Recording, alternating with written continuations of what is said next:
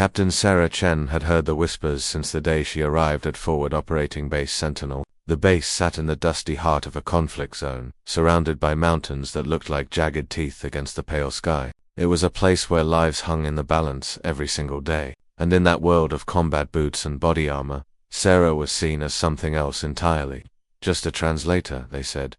She heard it in the mess hall when she walked past tables of infantry soldiers. She saw it in the eyes of the lieutenants who barely nodded when she passed. She felt it every time someone needed her skills but spoke to her like she was a piece of equipment, not a soldier. Sarah had spent 12 years in the army. She spoke 7 languages fluently. She held a master's degree in Middle Eastern studies and had completed the same basic training as every other soldier on that base.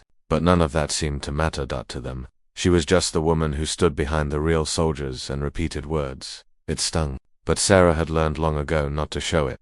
The morning everything changed started like any other. Sarah sat in the intelligence briefing room, a cramped space with flickering fluorescent lights and walls covered in maps and photographs. Major Collins stood at the front, his jaw tight, his eyes hard. "We got him," Collins said, and the room went silent. Every person in that room knew who him was. Karim al-Rashid, the warlord who had terrorized the region for 15 years, the man responsible for countless attacks on coalition forces, the ghost who had slipped through their fingers a dozen times before. Intelligence agencies across 3 countries had been hunting him, and now, after a raid that had cost 2 soldiers their lives, he was sitting in a cell on this very base. "He's not talking," Collins continued. "We've tried everything by the book. He just sits there and smiles." Sarah felt her pulse quicken. She knew what was coming. "Chen," Collins said, barely glancing at her, "we need you to translate during the next interrogation. Captain Morris will lead it."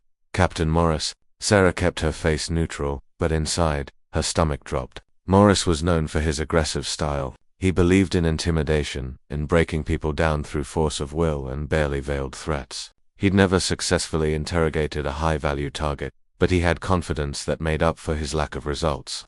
"Sir," Sarah said carefully, "I've reviewed al-Rashid's file. His psychological profile suggests we need a translator." Chen Maurice interrupted from across the table. "Not an opinion." Several of the men chuckled. Sarah felt heat rise in her cheeks, but she kept her voice steady. "Understood, sir." The meeting ended, and soldiers filed out, already talking about how they'd finally make al-Rashid talk, how they'd get the information about the planned attacks, the weapon caches, the network of fighters still out there. Sarah gathered her notes slowly. Colonel James Warren, the base commander, remained behind. He was a man in his late 50s, with gray hair and eyes that had seen too much. He waited until the room emptied. "You have something to say, Captain?" he asked quietly. Sarah looked up. Warren had always been fair with her, one of the few who seemed to see past the label she'd been given. "Permission to speak freely, sir." "Granted. Al-Rashid won't respond to intimidation. He spent his entire life in conflict. Threats won't work on him. His profile shows he respects intelligence and strategic thinking. The interrogation approach should be," Chen, Warren said, not unkindly, "I know you're more than a translator. I've read your file. I know you completed the interrogation course at Fort What. I know you were top of your class." Sarah's breath caught. Few people knew about that training. She'd completed it 3 years ago, hoping it would open doors. Instead, she'd been sent from base to base, always needed for her language skills, never for her other abilities. "But Maurice has seniority," Warren continued. "And right now, we need to follow protocol. Do your job in there. Translate accurately. That's what I need from you." It wasn't cruel. It wasn't even unfair by military standards. But it hurt anyway. "Yes, sir," Sarah said. That afternoon, Sarah stood in the interrogation room beside Captain Morris. The room was deliberately uncomfortable cold with concrete walls and a metal table bolted to the floor. Across from them sat Karim al-Rashid. He was smaller than Sarah had expected, maybe 5'8", slender with a gray beard and dark eyes that missed nothing. He wore an orange jumpsuit and handcuffs, but somehow he still carried himself with an air of authority. Maurice started talking immediately, his voice hard and aggressive. Sarah translated, watching al-Rashid's face. The warlord smiled slightly. Morris leaned forward, raising his voice. He outlined everything they had on al-Rashid, every crime, every attack. He made threats about prosecution, about life in prison, about cooperation being his only option. Sarah translated word for word. Al-Rashid yawned. For 3 hours, it continued. Morris tried every aggressive tactic he knew. He slammed his hands on the table. He raised his voice. He brought in photographs of attack sites, trying to provoke a reaction. Nothing. Finally, Morris stood abruptly. "He's a waste of time," he said. "We'll try again tomorrow. Maybe after a night in isolation, he'll be more cooperative." Sarah translated this as well. For the first time, Al-Rashid spoke. His voice was quiet, almost gentle. Sarah translated. He says, "The boy thinks shouting makes him strong, but volume is not power." Maurice's face reddened. "Tell him he's going to rot in a cell." Before Sarah could translate, Al-Rashid spoke again, this time looking directly at her. He spoke in Arabic, his dialect revealing his education, his sophistication. He says, Sarah translated, keeping her voice neutral, "The woman understands. I can see it in her eyes. But they make her stand silent, like a telephone. What a waste." Morris grabbed his papers. "We're done here."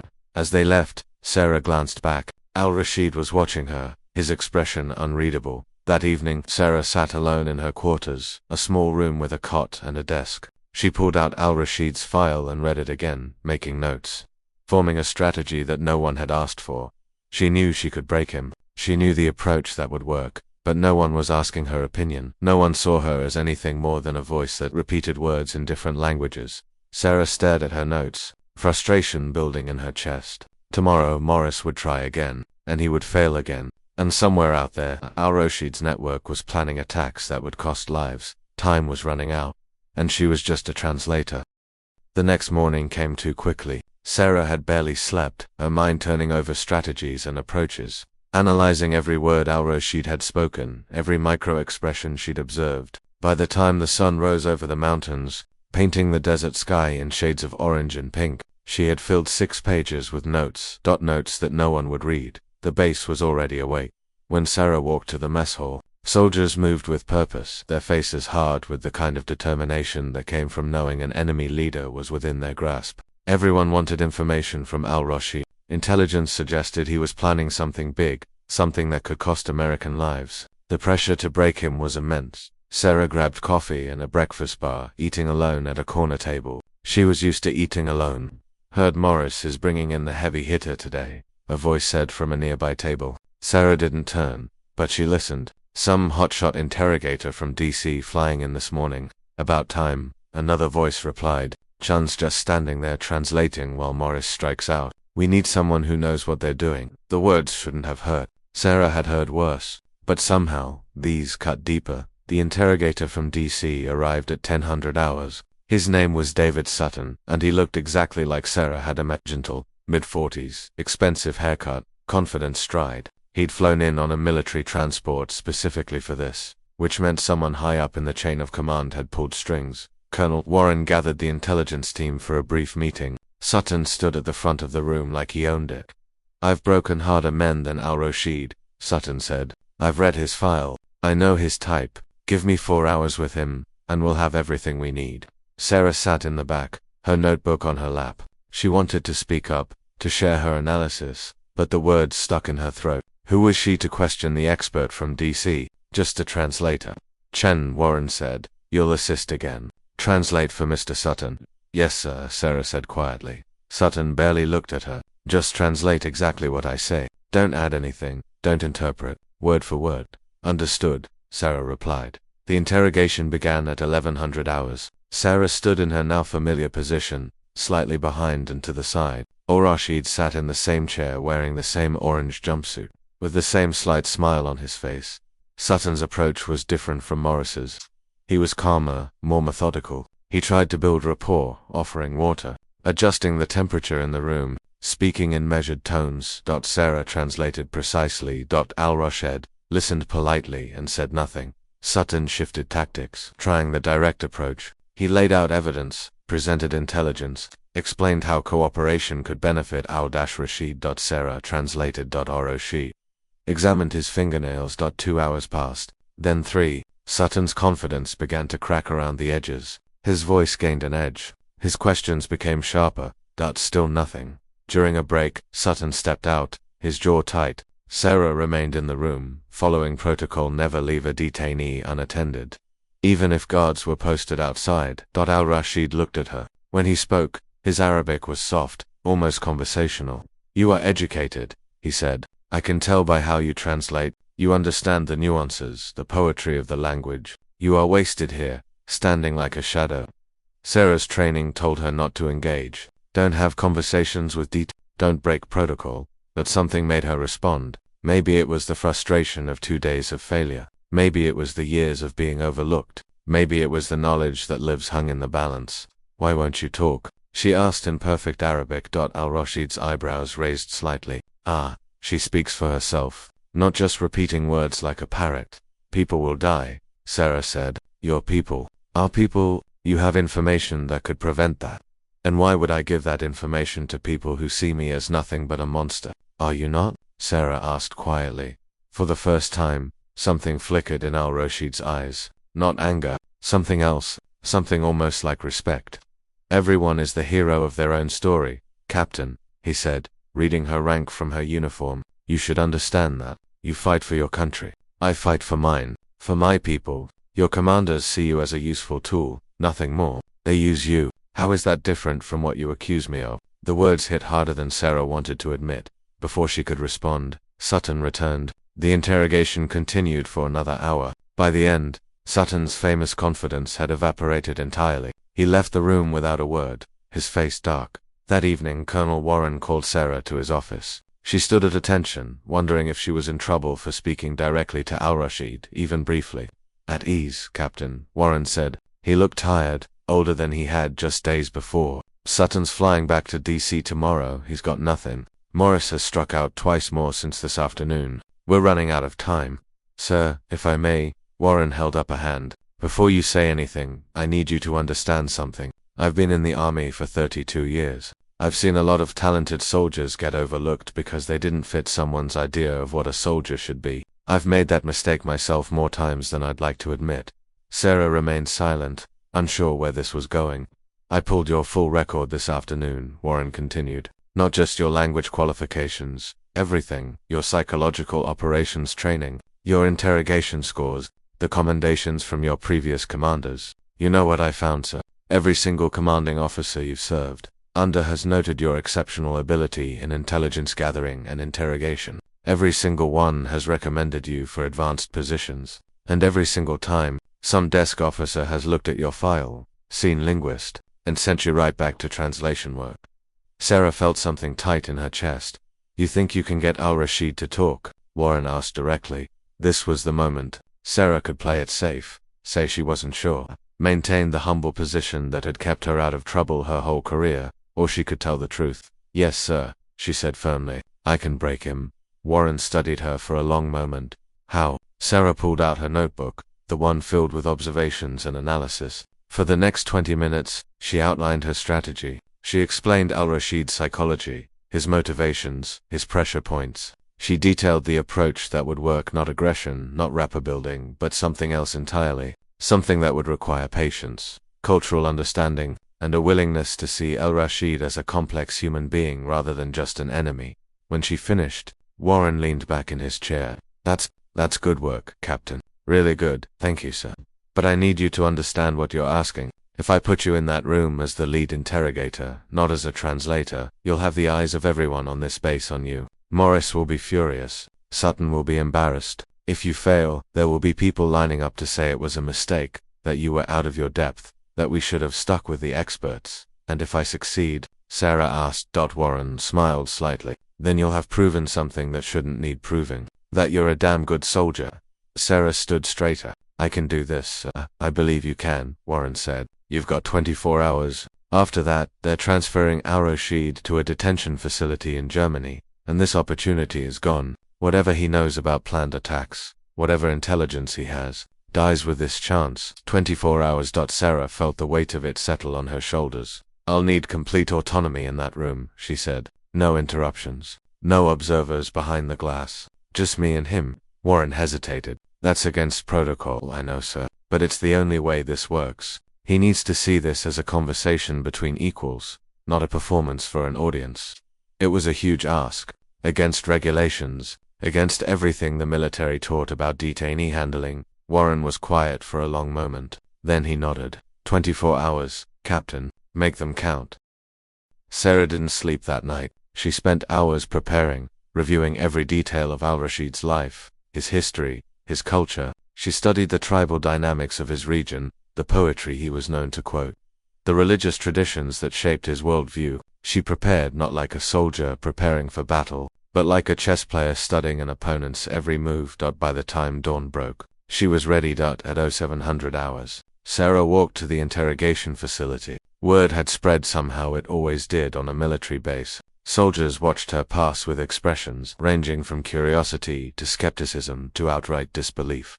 Captain Morris stopped her outside the building. His face was hard, his jaw clenched. "This is a mistake," he said flatly. "Warren's making a mistake putting you in there alone.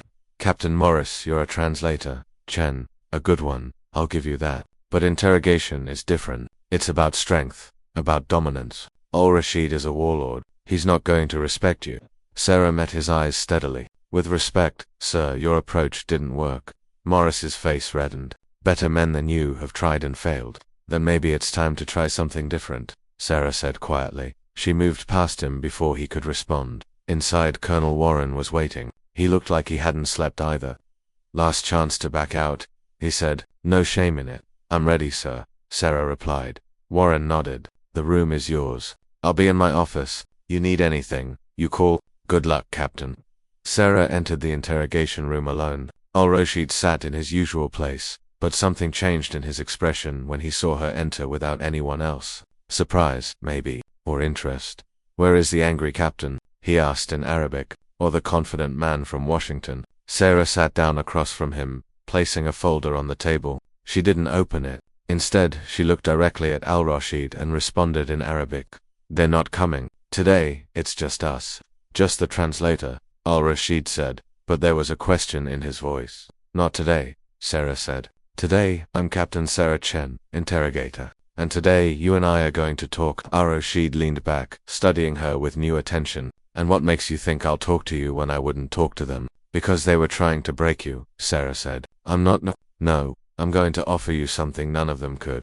"Understanding." Al-Rashid laughed, but it wasn't dismissive. It was genuinely curious. "Understanding? You think you understand me?" "I think I understand what it's like to be seen as less than you are," Sarah said. "To have your skills dismissed, your knowledge overlooked, because people have already decided who you are without ever really seeing you." Something shifted in the room. The dynamic changed. "You were a teacher," Sarah continued. "Before the war came to your region, you taught literature at the university in Kandahar. You loved poetry, especially Rumi. You believed education could change your country." Al-Rashid's expression became guarded. "You read a file. I read between the lines," Sarah said. "The war destroyed the university, destroyed your world. You watched your country torn apart by foreign powers, by internal conflicts, by people who claimed to know what was best for your people without ever asking them." "This is a trick," Al-Rashid said, but his voice was quieter now. "No trick, just truth. You became a warlord not because you loved violence, but because you believed it was the only language anyone would hear. You thought if you couldn't teach, you would fight. If you couldn't build, you would destroy, because at least then, people would pay attention."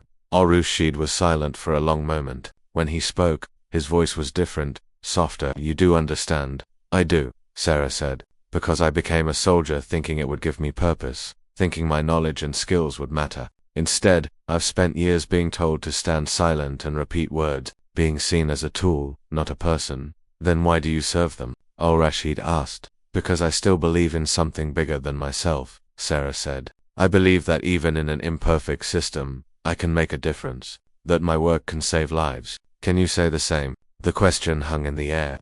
"The attacks you're planning," Sarah continued, "the operations your network is preparing, will they make a difference? Will they bring your people closer to peace, to prosperity, to the education and freedom you once taught about? Or will they just create more destruction, more suffering?" "You think you can appeal to my conscience?" Al-Rashid asked. "I think you still have one," Sarah said. "I think that man who loved poetry, who believed in education, is still in there. And I think he's tired." Silence filled the room. Al-Rashid looked down at his handcuffed wrists. "There is a poem by Rumi," he said finally. "Do you know it? Out beyond ideas of wrongdoing and right-doing, there is a field. I'll meet you there. When the soul lies down in that grass." Sarah continued the poem in Arabic. "The world is too full to talk about." Al-Rashid looked up sharply. "You know Rumi?" "I studied Persian literature in graduate school," Sarah said. I fell in love with the Sufi poets. Their understanding that the deepest truths transcend the conflicts we create. For the first time, something like pain crossed Rashid's face. I haven't spoken about poetry in 15 years. Why not? Sarah asked gently. Because there is no room for poetry in war, only in peace. And I stopped believing peace was possible. Do you still believe that? Al-Rashid was quiet for a long time. When he finally spoke, his voice was barely above a whisper. I am tired, Captain. So tired. I have been fighting for so long. I barely remember why I started. But I cannot stop. If I stop, everything I've done, everyone I've lost, it all means nothing. Or, Sarah said softly, if you stop, it means you finally found the courage to step into that field beyond wrongdoing and right-doing, to choose a different path. By betraying my people, by giving information to my enemies, by saving lives, Sarah countered, by preventing more death, more destruction. You can't undo the past, Kareem, none of us can, but you can change what happens next. She used his first name deliberately, humanizing him, connecting with him. Rashid closed his eyes. If I tell you what you want to know, what happens to me, that's not my decision, Sarah said honestly. But I can promise you this: whatever happens, you'll be treated with dignity and respect, not as a monster, but as a human being who made choices in an impossible situation. Like you, Al-Rashid said, opening his eyes. Like both of us, Sarah agreed. Another long silence. Sarah didn't push. She waited, letting the weight of the moment settle. Finally, Al-Rashid spoke. There are 3 planned attacks, coordinated, meant to target coalition supply lines and a civilian market in Kabul. Sarah's heart raced, but she kept her expression calm. When? 4 days from now, Friday, during noon prayers, when the market is most crowded. Where exactly? Al-Rashid began to talk, slowly at first, then with more detail. He provided locations, names, operational details. Sarah listened, memorizing everything, knowing she'd write it all down the moment she left the room. They talked for 6 hours, not as interrogator and detainee, but as 2 people who had been shaped by war, who understood loss and duty and the weight of impossible choices. When Al-Rashid finally finished, he looked exhausted but somehow lighter. Why did you do this? Sarah asked. Really? Al-Rashid smiled slightly. Because you saw me, not the warlord, not the enemy, but the teacher I used to be. No one has done that in a very long time. Sarah stood. Thank you, Kareem. Will I see you again? He asked. I don't know, Sarah said honestly, but I'll make sure they know you cooperated, that you chose to save lives. Captain Chen, Al-Rashid said as she reached the door. They underestimated you. That was their mistake. Sarah looked back. They underestimated both of us. She left the room and walked directly to Colonel Warren's office. When she briefed him on what she'd learned, his face went pale. Captain, this is actionable intelligence. This could save hundreds of lives. Is it? Sir, Sarah said. Warren grabbed his phone immediately, calling in the rapid response team, alerting Coalition Command. Within hours, the base was a flurry of coordinated action, and Sarah, the woman they had all dismissed as just a translator, had just prevented a major attack. The next 72 hours moved like a whirlwind. Sarah barely left the intelligence center, working around the clock with analysts and tactical teams to verify Al-Rashid's information, identify targets, and coordinate with units on the ground. Every detail he'd provided checked out. Every location was confirmed. The intelligence was genuine, and it was devastating in its precision. Coalition forces mobilized across the region. In a series of coordinated operations, they intercepted weapons shipments, apprehended cell leaders, and most importantly, evacuated and secured the market in Kabul that would have been the site of the deadliest attack. When Friday came, the day the attacks were planned, nothing happened. Because of Sarah, on Saturday morning, Colonel Warren called a briefing for every officer and senior enlisted on the base. The room was packed. Sarah stood near the back, exhausted but unable to sleep, her mind still processing everything that had happened. Warren stood at the front, his expression serious. I want to brief you all on the operation that concluded yesterday. Thanks to actionable intelligence gathered by our team, we prevented a coordinated attack that would have killed an estimated 300 civilians and coalition personnel. The room buzzed with conversation. Everyone had heard pieces of the story, but this was the first official confirmation. This intelligence came from the interrogation of Kareem Al-Rashid. Warren continued. An interrogation conducted by Captain Sarah Chen. Every head in the room turned towards Sarah. She felt the weight of their stares: surprise, respect, and in some cases, Embarrassment. Captain Chen achieved in 6 hours what multiple experienced interrogators could not achieve in days, Warren said. Her understanding of the cultural context, her language skills, and her interrogation expertise resulted in intelligence that saved lives. I'm recommending her for a Bronze Star for meritorious service. The room erupted in applause. It was genuine, warm. Sarah felt tears prick her eyes but held them back. Captain Morris stood from his seat. For a moment, Sarah thought he might object. Instead, he nodded to her, a gesture of respect. It wasn't an apology, but it was acknowledgement. Even that was more than she'd expected. After the briefing, Sarah was surrounded by officers congratulating her, asking about her technique, treating her with a respect that had been absent just days before. It should have felt vindicating. Instead. Sarah felt oddly hollow. She excused herself and walked outside into the bright desert sun. The base continued its rhythm around her soldiers training, vehicles moving, helicopters landing and taking off. The machinery of war never stopped. Captain Chen, a voice called. She turned to see Colonel Warren approaching. Sir, she said, straightening. At ease, he said. I wanted to talk to you privately. I received a call this morning from General Catherine Morrison at CENTCOM. She's heard about your work here. She's requesting you for a specialized interrogation and intelligence unit she's forming. It would mean a transfer, new assignment, real interrogation work, not just translation. This was everything Sarah had wanted. Recognition, opportunity, a chance to use all her skills, not just some of them. It's a great opportunity, Warren continued. You'd be foolish to turn it down, but, Sarah asked, hearing the unspoken word.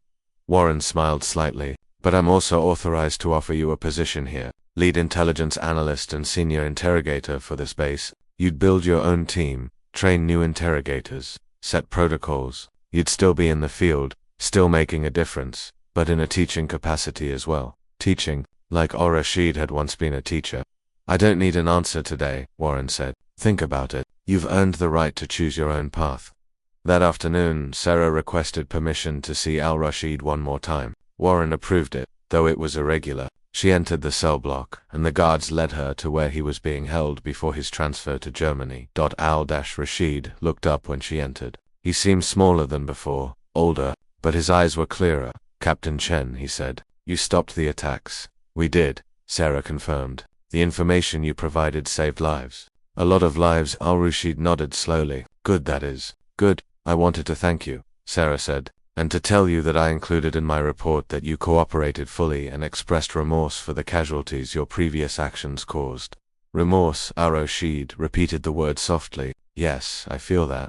Finally, after so long, I feel something other than anger. They were quiet for a moment.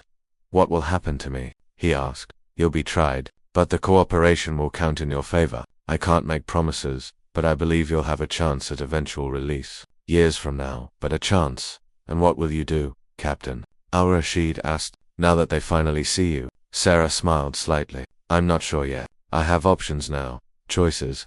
Then choose wisely, Al-Rashid said. Don't let them make you into only a warrior. Keep the other parts of yourself. The teacher, the scholar, the person who sees poetry in the world. I lost those parts of myself, and it took me 15 years and countless deaths to find them again. Don't make my mistake. His words struck deep. Sarah nodded. I won't, I promise. Then perhaps some good came from all this, Al-Rashid said. Perhaps in that field beyond wrongdoing and right-doing we both found something worth keeping. Sarah left the cell block with tears in her eyes, but they weren't sad tears. They were tears of release, of understanding, of a journey completed. That evening, she sat in her quarters and made her decision. She wrote 2 emails. One to General Morrison, respectfully declining the transfer but expressing gratitude for the opportunity. The other to Colonel Warren, accepting the position as lead intelligence analyst and senior interrogator. She would stay. She would build a program. She would train the next generation of military interrogators to see beyond the enemy, to understand culture and psychology, to recognize that strength wasn't just in dominance, but in understanding. She would teach. 2 weeks later, Sarah stood in front of her first class of soldiers training in interrogation techniques. They looked at her with respect, with curiosity, with the eagerness of people who wanted to learn. Interrogation isn't about breaking people, Sarah began. It's about understanding them. It's about recognizing that even enemies are human beings with motivations, with histories, with complexity. The moment you forget that, You've lost before you've begun. She taught them about cultural awareness, about psychological approaches, about patience and strategic thinking. She told them in broad terms, respecting classification about Alrush, about how seeing him as a whole person rather than just an enemy had been the key to saving hundreds of lives. The soldiers listened, took notes, asked questions. Good questions. This was right. This was where she was meant to be. 3 months later, Sarah received a letter. It had been screened by security, of course, but it had been approved for delivery. The return address was a detention facility in Germany. Inside, written in careful English, was a message from Karim al-Rashid. Captain Chen, I am writing to tell you that I have begun teaching again. The facility has allowed me to conduct classes in literature and poetry for other It is not the university, but it is something. It is a beginning. I wanted you to know this because you reminded me of who I was before I became who I was. You saw the teacher when everyone else saw only the warlord. That gift, that sight is rare and precious.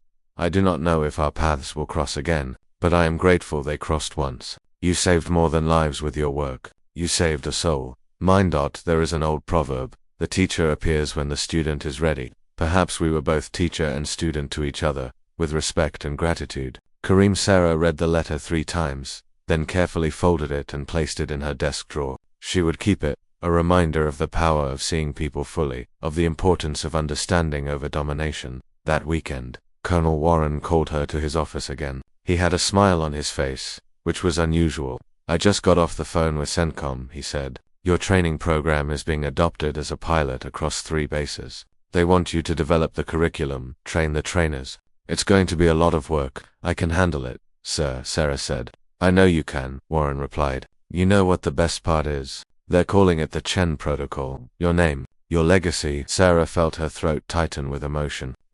Thank you, sir. Don't thank me. You earned it, every bit of it. As Sarah walked back to her quarters that evening, she passed a group of new soldiers just arriving at the base. They looked nervous, eager, uncertain about what lay ahead. One of them, a young woman with corporal stripes, caught Sarah's eye and saluted smartly. Sarah returned the salute.